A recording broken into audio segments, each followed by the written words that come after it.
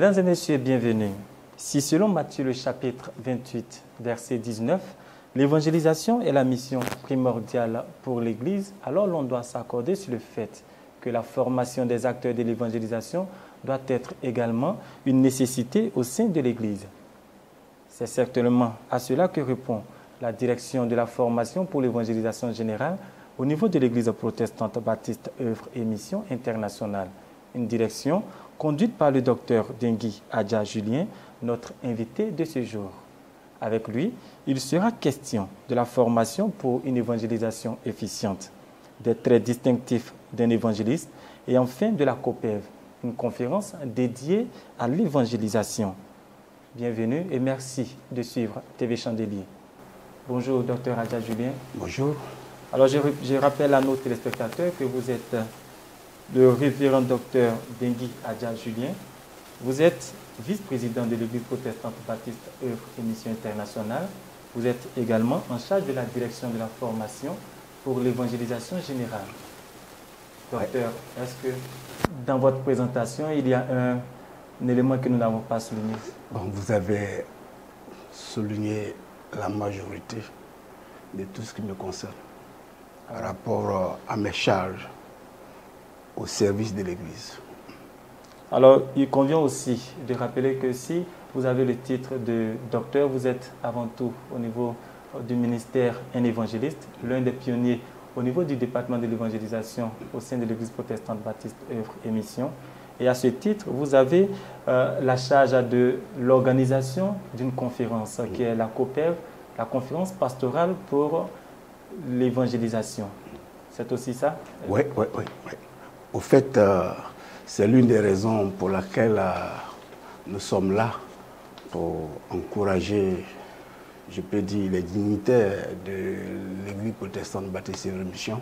Je voudrais parler des pasteurs du siège qui s'occupent de l'administration de notre communauté, les pasteurs des champs d'émission, ceux qui nous représentent sur les différentes régions missionnaires, sans oublier les représentants des ministères sur les régions missionnaires, les pasteurs de zone et également les pasteurs membres de la CEP-MESI, notre fédération, président fondateur d'Église. Nous sommes là pour... Nous voudrions que les uns et les autres vraiment s'apprêtent à ce grand événement qui va nous rassembler dans quelques jours, le 19 et le 20 octobre. Merci, docteur. Est-ce que vous pouvez nous présenter votre direction et nous présenter également ces différentes missions? Ok, la direction chargée de la formation pour l'évangélisation générale dont j'assume la charge est au sein du ministère de l'enseignement biblique de notre mission. Il fut un temps où notre père spirituel a dit que nous avons beaucoup éduqué le peuple, mais il est temps que nous le formions. Par conséquent, il a trouvé bon les différentes doctrines principales de notre mission dans le cadre du renforcement de la capacité de nos chrétiens. Il a trouvé bon que quelques-uns de ses fils soient autour de lui pour l'accompagner dans la formation. Ainsi, me concernant, j'ai en charge, comme je l'ai souligné, j'ai en charge la formation pour l'évangélisation générale. Au fait, cette direction assume la formation des formateurs, comme 5 autres directions qui sont au niveau du ministère de l'enseignement biblique. Nous avons la direction chargée de la formation biblique dans son sens général, la direction chargée de la formation pour la relation d'aide, la direction chargée de la formation pour l'encadrement et la croissance, l'Institut biblique et pour finir la direction chargée de la formation pour l'évangélisation générale. Alors au niveau des missions, vous avez dit que vous avez la charge de former les formateurs. Alors quand on parle de formateurs au niveau de l'évangélisation, de qui s'agit-il? Au fait, nous formons au sein de notre mission et même au-delà de notre mission tous les formateurs qui ont besoin d'une ligne de conduite en évangélisation afin d'être requinqués pour continuer l'annonciation ou bien la propagande de la bonne nouvelle. Mais au nombre de tout ce que nous formons, nous avons aussi même le personnel de l'évangélisation générale. Parler du personnel de l'évangélisation générale, nous avons les ouvriers à l'évangélisation, les laïcs qui nous accompagnent dans le salut des âmes. Mais au-delà de cela, nous avons les évangélistes. On a les évangélistes, aussi de même que nous formons. Peut-être que là où il peut y avoir quelques nuances, il y a certains qui disent, mais comment se fait-il qu'il y a une direction chargée de la formation pour l'évangélisation en général, et puis un ministère chargé de l'évangélisation? Bon, il n'y a pas... Au fait, la direction chargée de la formation pour l'évangélisation générale est plus théorique. Elle est plus théorique. Elle forme dans la doctrine de l'évangélisation appelée l'évangélisme. Et puis, ceux qui vont sur le terrain avec les formés, c'est le ministère chargé de l'évangélisation générale. Donc, la direction s'occupe d'une formation théorique et le ministère pratique sur le terrain cette formation-là. Oui, c'est comme ça qu'on doit comprendre. Oui, c'est comme ça, c'est comme ça. Au fait, c'est la ligne de conduite qui nous a été donnée par le président fondateur de notre communauté. Alors, docteur, vu comme ça, votre action va beaucoup s'intéresser aux pasteurs. Oui, nous formons plus les pasteurs et les évangélistes. Je vais parler des 5 droits de Dieu dans l'Église. Le gouvernement de Dieu, les apôtres, les prophètes, les docteurs, les évangélistes et les pasteurs. En premier lieu, ce sont ceux-là que nous formons. Maintenant, au-delà de ceux-là, nous pouvons aussi former les grands leaders laïcs. Les grands leaders laïcs qui aussi de même forment. Nous relevons leur niveau de formation en matière d'évangélisation, de sorte qu'ils aient toujours quelque chose à donner à ceux qu'ils encadrent. À propos des évangélistes, selon les recommandations que nous avons reçues, est que ceux-là, on doit les former de sorte qu'ils répondent aux critères bibliques en matière concernant ce ministère. Alors, docteur, ça dit que l'existence de cette direction chargée de la formation pour l'évangélisation s'explique par le fait qu'il y a eu un constat au niveau des pasteurs. Est-ce qu'il y avait insuffisance au niveau du rendement du point de vue de l'évangélisation? Bon, comme vous le savez, l'Église n'est vue que par l'évangélisation. S'il n'y a pas, comment dire, de nouvelles âmes, l'Église ne pourra pas croître. Par conséquent, on n'aura même pas des pasteurs, ni des ouvriers. Mais au-delà de tout cela, on n'aura même pas aussi les moyens pour que l'Église fonctionne. Pour dire, il faut les âmes. Mais pour que les âmes rentrent dans l'Église, il faille vraiment les évangéliser. Et voici pourquoi il faut toujours galvaniser les leaders en évangélisation, de telle sorte que l'évangélisation soit le socle de l'Église ou du ministère qu'ils exercent, pour qu'il y ait abondamment d'âmes dans l'Église. Jésus a dit d'aller partout le monde et de prêcher la bonne nouvelle à toute la création. Mais il est constaté qu'au jour d'aujourd'hui, l'évangile n'a pas encore atteint le monde entier. Nous avons encore bon nombre de pécheurs. C'est parce qu'il existe des pécheurs qu'aujourd'hui, nous avons la police, nous avons la gendarmerie, nous avons l'armée, nous avons tant de structures. Tant de structures parce que le cœur des hommes est corrompu. Le cœur des hommes est détruit par le diable à cause de la présence du péché. Donc, il faut la parole de Dieu pour ramener ceci au Seigneur, de sorte que défigurés qu'ils sont, qu'ils soient conformes dans la droite ligne de Dieu, et que les bénédictions du Seigneur abondent dans leur vie.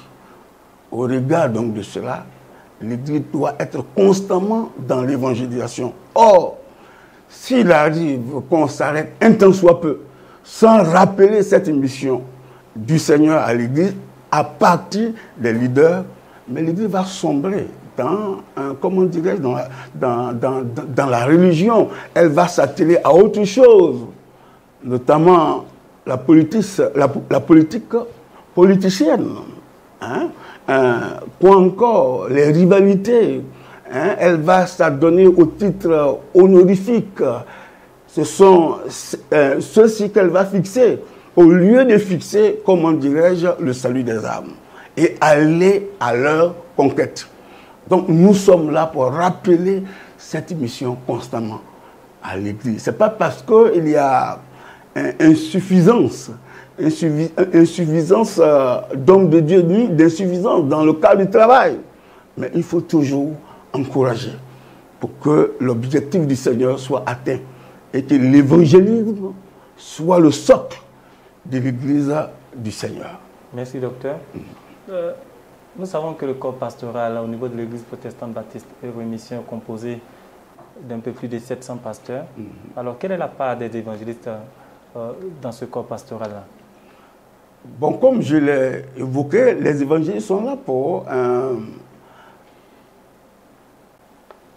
propager la bonne nouvelle. C'est vrai, les pasteurs le font, les apôtres, les prophètes, les ouvriers, etc., etc. Mais les évangélistes sont là pour les appuyer. Pour les appuyer. En sortant de l'Église et à l'unition avec ceux-ci, ramener les sans-Christ à l'Église. C'est pourquoi l'évangéliste, il est non seulement l'ami des pécheurs, mais secondement, il a comme message. Alors, donc, sur les 700 pasteurs, plus de 700 pasteurs qui comptent l'Église protestante baptiste, combien ont été ordonnés évangélistes? Bon, avant d'en arriver à là, je disais tout à l'heure que les évangélistes sont là pour la propagande de la bonne nouvelle en association avec les pasteurs, les docteurs et bien d'autres. C'est ce qui fait que l'évangéliste a comme message Jésus. Et les messages christologiques. Voilà. Et dans l'exercice de sa fonction, l'évangéliste travaille de telle enseigne en communion avec le Saint-Esprit, de sorte que ce qu'il a dit soit concrètement vu par des signes, par des prodiges et par des miracles, pour permettre au Saint-Christ de rentrer dans l'Église. Pour revenir à votre préoccupation sur les plus de 700 pasteurs que l'Église protestante baptiste Œuvre et Mission a, nous avons 21 personnes. Nous avons 21 personnes qui sont consacrées au ministère de l'évangéliste. Peut-être que vous allez me dire, mais pourquoi il y a beaucoup de pasteurs et il y a peu d'évangélistes? Bon, je vous réponds que c'est biblique. Parce que quand nous lisons les Saintes Écritures, vous allez voir que les apôtres ont été cités longuement, des pasteurs ont été cités longuement, mais vous allez constater que pour ce qui est du ministère d'évangéliste, c'est un seul qui a porté ce nom. À part Jésus le grand évangéliste, je vais parler de Philippe l'évangéliste. Tout cela sous-entend que les évangélistes sont rares. Ça, c'est un. Mais secondement, à cause du fait que beaucoup de personnes dans l'Église, lui, annoncent la bonne nouvelle, Dieu a trouvé mieux qu'il n'y ait pas trop d'évangélistes. Ce qui signifie que quand un évangéliste est suscité par le Seigneur pour l'Église, c'est une grande bénédiction pour l'Église du Seigneur. De par leur ministère, beaucoup de gens, beaucoup de sans-Christ rentrent dans la communion avec le Seigneur. Il peut même arriver que l'Église perde de vue Jésus. Ça veut dire quoi? Une Église peut tomber dans la religion, de telle enseigne qu'elle ne se retrouve plus. Hein, Jésus a dit à l'église de la Odyssée qu'il n'est plus en son sein. Il est à la porte, il frappe. Si quelqu'un l'entend, qu'il ouvre la porte de son cœur, lui, il va y entrer et il va souper avec, comment dirait, avec celle-ci, avec cette personne. Donc, quand l'église perd de vue Jésus, elle devient aussi un champ de mission de l'évangéliste par le programme de réveil spirituel. Et c'est ça qui nous amène à cette, comment dirais-je, à cette vision que le Seigneur a donnée à l'apôtre Paul. L'apôtre Paul n'avait pas reçu la mission seulement d'évangéliser les autres nations. Hein, le Seigneur lui a dit, mais je t'ai choisi du milieu de ce peuple et du milieu des païens vers qui je t'envoie, afin que tu leur ouvres les yeux, qu'ils partent des ténèbres à la lumière de la puissance de Satan à Dieu et qu'ils reçoivent à mon nom l'héritage avec les sanctifiés. Donc, Paul avait premièrement pour mission d'ouvrir les yeux des Juifs. Les yeux spirituels, par quoi? Par l'évangile. C'est-à-dire, par son ministère, il devait promouvoir le réveil. Et comme je le disais tantôt, l'Église peut perdre Jésus. Donc l'évangéliste est là pour promouvoir aussi le réveil. Tout comme Paul devait le faire. Après les Juifs, il est dit que Paul, il devait aussi de même s'adresser aux païens. C'est la même chose qui concerne l'évangéliste. Donc il est très utile à l'Église du Seigneur. Voici pourquoi, dans la vision de Dieu, au nom de ses enfants, il a trouvé bon de faire de certains dons à l'Église comme évangélistes. Ôter le ministère d'évangéliste dans l'Église, c'est enlever à l'Église une grande force spirituelle. Et cela n'est pas normal. Cela n'est pas biblique. Alors si la Bible a consacré autant, un aussi petit nombre d'évangélistes, alors comment est-ce qu'on peut comprendre qu'il y ait autant de ministères, autant d'hommes de Dieu qui se proclament évangélistes? Au fait, bon, si ces hommes de Dieu ont été consacrés par, je peux dire, les leaders spirituels de leur église, bon, nous supposons que cela vient de Dieu.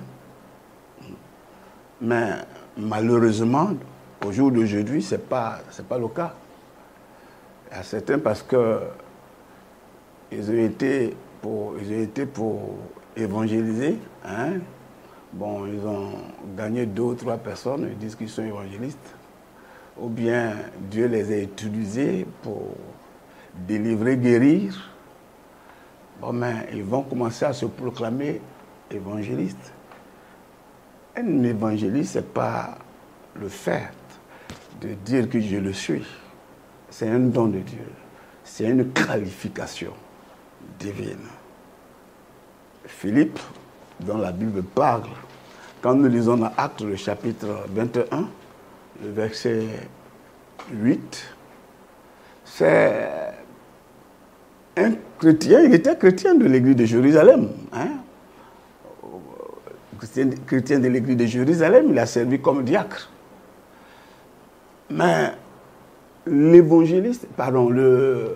l'apôtre Paul, quand il visitait Césarée, à l'époque était la capitale d'Israël, la capitale administrative d'Israël, quand il visitait cette contrée, il a trouvé Philippe qui dirigeait une église. Et au regard de cela, il a dit, et nous le j'aime chez Philippe l'évangéliste. Qu'est-ce que cela signifie? après l'observation du travail abattu par cet homme. Parce que c'est lui aussi qui a ouvert l'église à Samarie. Après avoir observé son travail et même le palper, Paul a été convaincu que ce monsieur-là, Dieu l'a appelé au ministère d'évangéliste. Voilà. Donc il ne suffit pas seulement de parler, mais il faut laisser son travail parler. Voilà, parler de soi. Alors, en vous prenant au mot, aujourd'hui, qu'est-ce qui peut permettre à un chrétien lambda de distinguer un évangéliste? Ok. Tout à l'heure, j'ai évoqué cela à l'entame de cette rencontre. D'abord, l'évangéliste appelé par Dieu, comme il a dit, il est l'ami des pécheurs. Il est toujours poussé à aller vers les pécheurs. Ça, c'est un. Philippe, hein, il a exercé son ministère d'évangile premièrement chez les Samaritains, et puis secondement à Césarée. Voilà. Ça, c'est pas Jérusalem. Voilà. Il est l'ami des pécheurs. Hein. Donc, premièrement, il faut l'ami des pécheurs. Secondement, il a un message christologique. Voilà, un message qui ne parle que de Jésus. L'évangéliste peut utiliser tous les termes, mais il va toujours conduire les gens à Christ. Il peut parler de la mort, il va conduire les gens à Christ. Il peut parler de la communion fraternelle, il va conduire les gens à Christ. Il peut même parler des anges, mais il va conduire les gens à Christ. Et cela est remarqué par, comment dirais-je, André, quand il avait rencontré le Seigneur Jésus-Christ. Et quand il a vu son frère Simon, il lui a dit, mais nous avons trouvé le Messie. Ce qui signifie le Christ. Et la Bible nous dit qu'il le conduisit vers Jésus. Donc l'évangéliste a un message christologique. L'évangéliste appelé par Dieu est soumis à son Église. Il n'attaque pas l'Église. Il n'attaque pas l'Église. Et c'est pourquoi il n'est pas bon d'être un évangéliste indépendantiste. C'est-à-dire ce qu'on appelle les évangélistes libres. Hein? Les évangélistes indépendants, non. Le don de Dieu est donné à l'Église. Donc l'évangéliste, appelé par Dieu, il est soumis à l'Église. Philippe, quand il avait évangélisé la Samarie, automatiquement, il a fait appel à Jérusalem pour dire que la Samarie a reçu la parole. Par conséquent, que Jérusalem envoie Pierre et Jean, afin qu'ils prient et que les Samaritains convertis reçoivent la puissance du Saint-Esprit. Donc, l'évangéliste appelé par Dieu, il est au service de l'Église. Mais dans l'Église également, il travaille dans un esprit de collaboration. Il n'est pas là pour semer la division. Voilà. Il n'est pas là pour envoyer les perturbations dans l'Église. Il est conscient qu'il doit travailler pour que l'Église grandisse. L'Église grandisse. Docteur, de toutes vos explications, on se rend tout de suite compte qu'il y a beaucoup de confusion autour du ministère de l'évangéliste. Alors, au sein de la direction que vous conduisez, est-ce que vous menez des actions justement pour permettre aux uns et aux autres de comprendre ce ministère et de l'exercer au mieux? Oui, effectivement, nous travaillons dans ce sens-là. Nous travaillons dans ce sens pour encourager les hommes de Dieu, surtout les évangélistes, hein, à travailler dans la droite ligne indiquée par le Seigneur pour que constamment ils soient sous onction de Dieu. Parce que quand tu as reçu un appel et que tu ne respectes pas les implications de ton appel, le Seigneur va t'abandonner. Et du jour au lendemain, tu vas te retrouver vide. Du jour au lendemain, l'adversaire mettra sa main sur toi. Et c'est ce que nous constatons sur le terrain. Hein. Vous allez vous rendre compte de certains évangélistes. Au départ, ils étaient très bien, mais à cause du fait qu'ils ne respectent pas la droite ligne, Bon, Dieu les a abandonnés. Et aujourd'hui, ils ne travaillent plus par le Saint-Esprit pour dire qu'ils sont spirituels. Pour dire qu'ils sont spirituels. Il y a certains même qui vont jusqu'à faire des alliances avec le monde des ténèbres. Mais quand on compare désormais leur façon de servir par rapport à ce qui est constaté, bon, mais on conclut que pour ceux qui ont des yeux spirituels, ils concluent que ces derniers ne sont plus avec Dieu. Et malheureusement, c'est ce que nous constatons de nos jours dans les églises, dans le corps de Christ. Et ça fait vraiment très mal. Sinon, dans les formations, nous insistons sur ce fait. De fois même, nous avons des entretiens avec certains évangélistes pour les amener à être vraiment, à travailler conformément à l'éthique du ministère d'évangéliste. Alors, c'est aussi des thèmes que vous abordez pendant la conférence pastorale pour l'évangélisation générale, conférence dont vous assurez la présidence du comité d'organisation. Pour cette année, nous aurons comme thème l'évangélisation souffle de vie de l'Église. En fait, la coupe est là pour galvaniser aussi les hommes de Dieu à l'œuvre de l'évangélisation. À partir de ce thème, nous avons voulu que les grands leaders soient dans le feu de l'évangélisation, de sorte que de par leur entremise, que toute l'Église aussi de même soit servie, et que ce feu demeure dans la vie des fidèles. En agissant dans cette veine, l'Église a gagné. Alors, la COPEV, quelles sont les personnes que vous attendez au cours de cette conférence-là? On a les pasteurs du siège,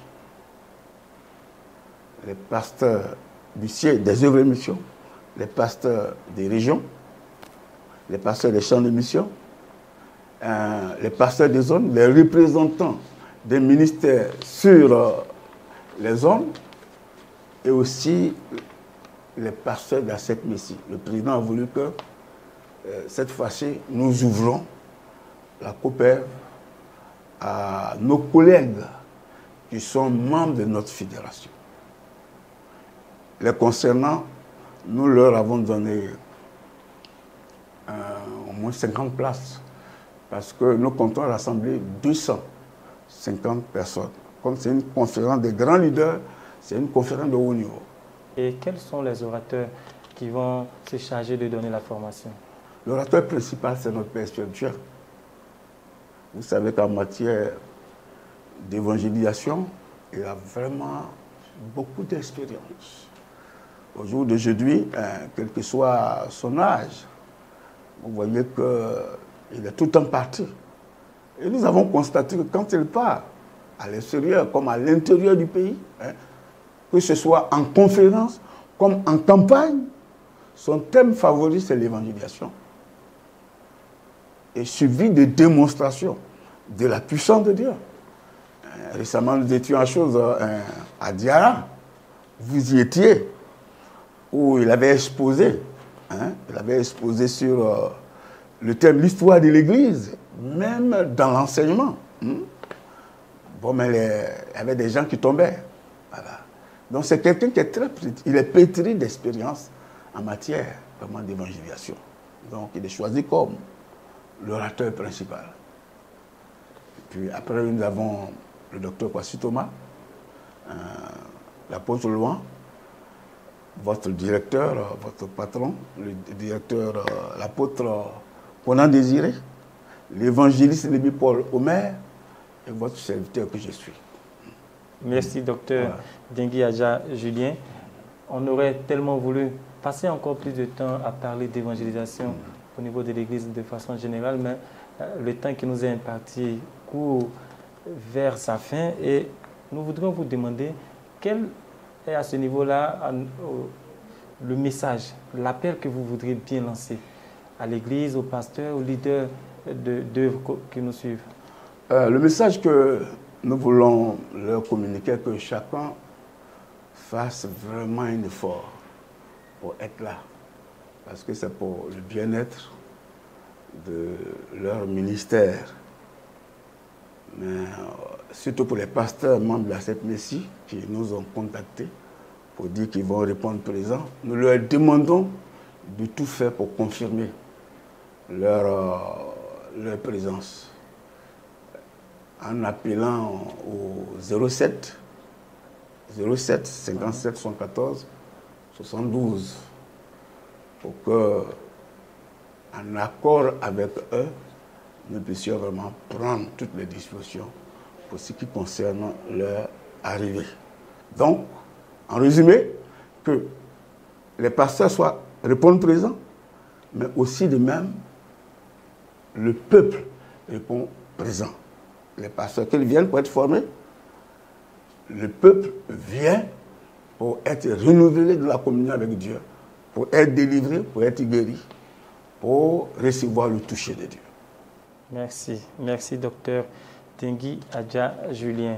Pour ceux qui nous prennent en marche maintenant, nous rappelons que nous sommes, ou plutôt nous étions avec le docteur Dengui Adja Julien, qui est le premier responsable de la direction chargée de la formation pour l'évangélisation générale. Mais il faut aussi retenir qu'il est vice-président au niveau de l'Église protestante baptiste œuvre et mission internationale. Et pour ceux qui nous ont suivis depuis le début, vous aurez compris qu'il y a une nette différence à faire entre évangélistes et acteurs de l'évangélisation. Vous aurez aussi noté les différents traits que l'on doit retrouver dans le ministère d'un évangéliste. Nous vous disons tout simplement merci de nous avoir suivis. Merci de rester fidèles à la chaîne qui reprend la vie de lumière. Nous vous donnons rendez-vous pour un autre numéro de l'invité de la rédaction. À bientôt.